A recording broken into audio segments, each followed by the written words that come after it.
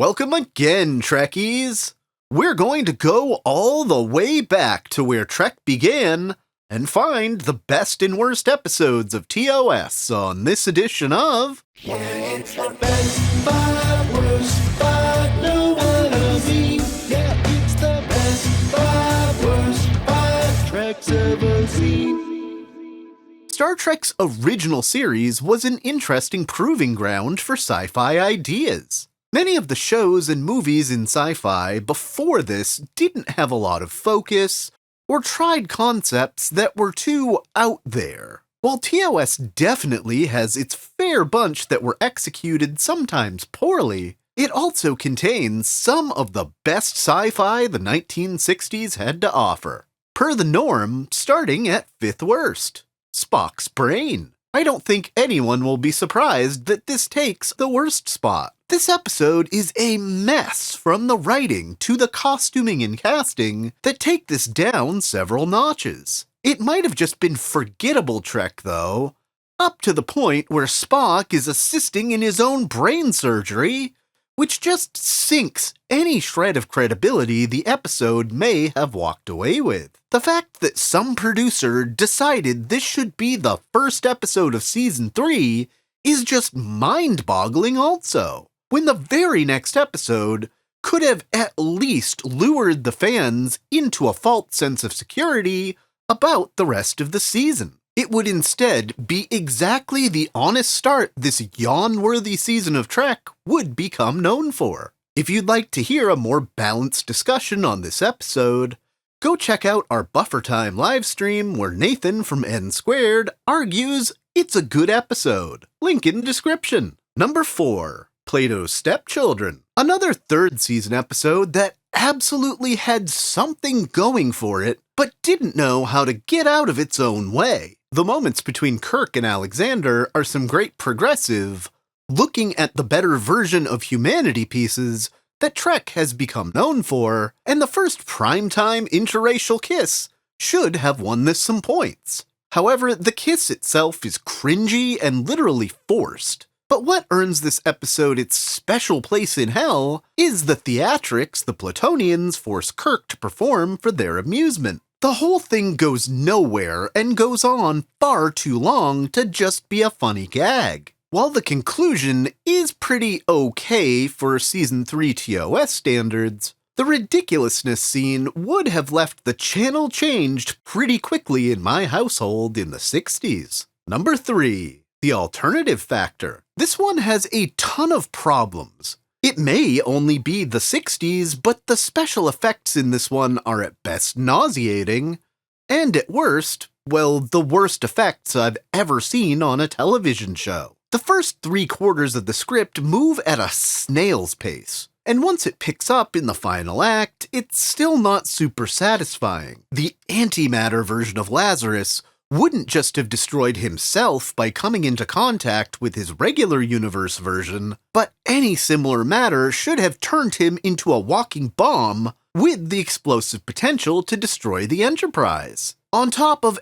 every other part of the episode being at best subpar. The original actor cast as Lazarus, John Barrymore, father of Drew Barrymore, didn't show up for the shoot, so Robert Brown was cast at the last minute and forced a 2-day overage in the shooting schedule. The portrayal does suffer quite heavily, but I don't blame the actor thrown into the role with no preparation time. Easily the most skippable episode of TOS's first season. At number 2, Cat's Paw. I know for some, this is at least a fun Halloween episode. For me, it's one of the most head-scratchingly bad episodes I've ever seen. From a generic B-movie warning with a dead crew member beaming aboard, to the way too long meandering through the fog, it's hard to even get into the bulk of the ridiculous plot to come, filled with wizards, voodoo, and navy beans. Everything is so over the top, including a fight scene with other members of the Enterprise crew, but by the end ratchets the action down to about 10 frames a second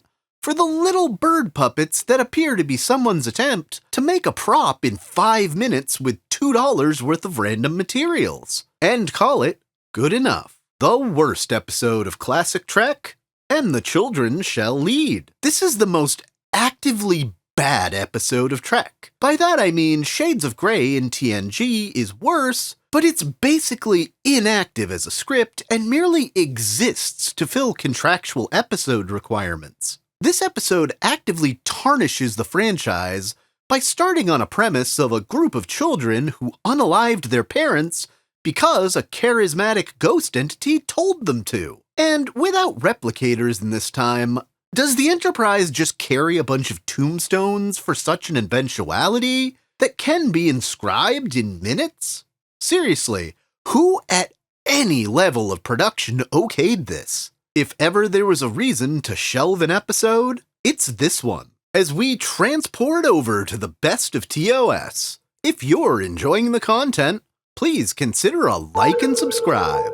At fifth best, Journey to Babel. Though it probably would have made more sense for Spock's parents to turn up first in Amok Time, Mark Leonard returns to play his second and most remembered character in the Trek franchise. There are actually quite a few layers to this plot about Federation diplomats, considering the entry of a new world, including a spy that takes Kirk out of commission, which leaves Spock in the position of taking command or saving his estranged father's life during an emergency with an unknown vessel. This may be the best paced episode of the series.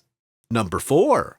I, Mudd. Harry Mudd's first appearance was a pretty odd bird for Trek, but here we get a masterclass in comedic timing, as Kirk works out how to outsmart and overload yet another sentient AI on this planet of clone bots. The rest of the episode is pretty standard Trek fare, but this may be the only time the show goes way over the top, and it actually works really well, both within the plot and as general comedy. I would love to find out in future Trek that the Stellas went forth into space and are trying to bring order to chaos. Number 3.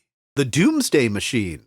This is probably the most interesting space battle during the run of TOS, where we truly get to see the capabilities of the Enterprise. Not to mention finding out just how tough these Constitution-class vessels can be. We see that no one, even high-decorated command officers, are immune to the psychological effects of watching their crew destroyed. The only thing that could have been better here is potentially the Doomsday Machine itself, a sentiment which writer of the episode Norman Spinrad shared. But with the effects budget ballooning, we got a windsock covered in concrete. This is the best action-oriented outing for the original Trek cast. Taking runner-up at number 2, Balance of Terror.